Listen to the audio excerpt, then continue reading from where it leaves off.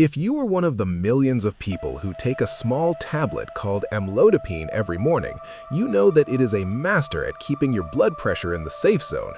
It is famous for its long fuse, staying in your system for up to 50 hours, which protects you even if you occasionally forget a dose.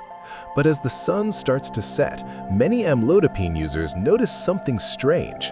Their socks leave deep indentations in their skin. Their shoes feel tight. Their ankles look like they've been inflated. In 2026, we have a clear, mechanical explanation for why this happens, and it's not because your kidneys are failing or your heart is weak. It's actually a direct result of how the drug is doing its job. Today, we are going to look at the pipe leak phenomenon, the hidden interaction with a common breakfast fruit, and the simple protocol to keep your blood pressure low and your ankles thin. To understand the swelling, we first have to understand the lock and key system of your blood vessels. Your arteries are lined with tiny muscles that need calcium to squeeze shut. Amlodipine is a calcium channel blocker. It acts like a wedge in the door, preventing calcium from entering those muscle cells. Because the muscles can't squeeze, your blood vessels stay wide, relaxed, and soft. This is exactly what lowers your blood pressure.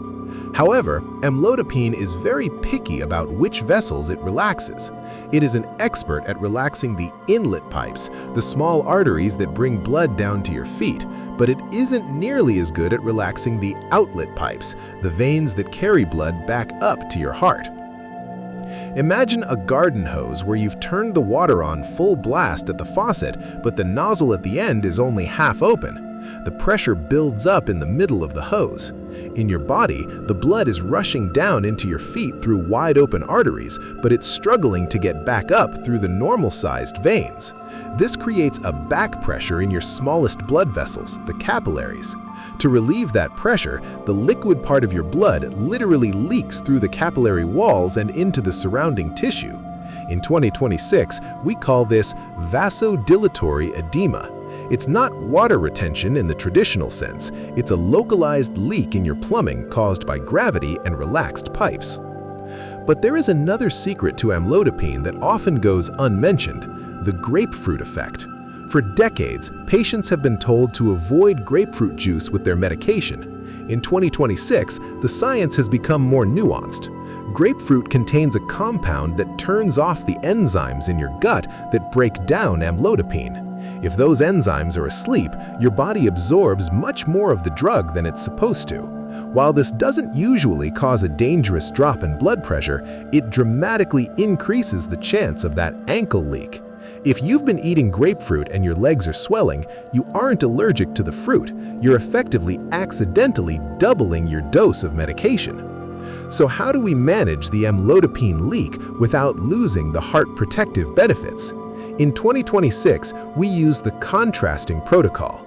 First, we look at the dose. Research shows that swelling is highly dose-dependent, often dropping from 10 milligrams to 5 milligrams, or splitting the dose between morning and night can stop the leak entirely while keeping the pressure stable. Second, we look at the counterbalance. Many doctors are now pairing amlodipine with a second type of medication, like an ACE inhibitor. Why?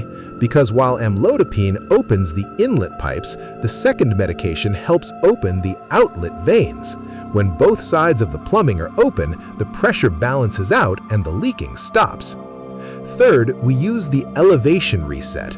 Because this swelling is driven by gravity, you can't pee it out with a diuretic. Instead, you have to help the fluid return to the heart mechanically. Just 20 minutes of having your ankles above your heart level in the evening can drain the pipes and reset the system for the next day. Amlodipine is a cornerstone of modern heart health because it prevents strokes and heart attacks with incredible reliability. But you don't have to accept swollen feet as a permanent trade-off. By understanding the mechanical leak and balancing the pressure in your pipes, you can keep your cardiovascular system running at 100% while still being able to fit into your favorite pair of shoes. Stay informed, stay healthy, and I'll see you in the next one.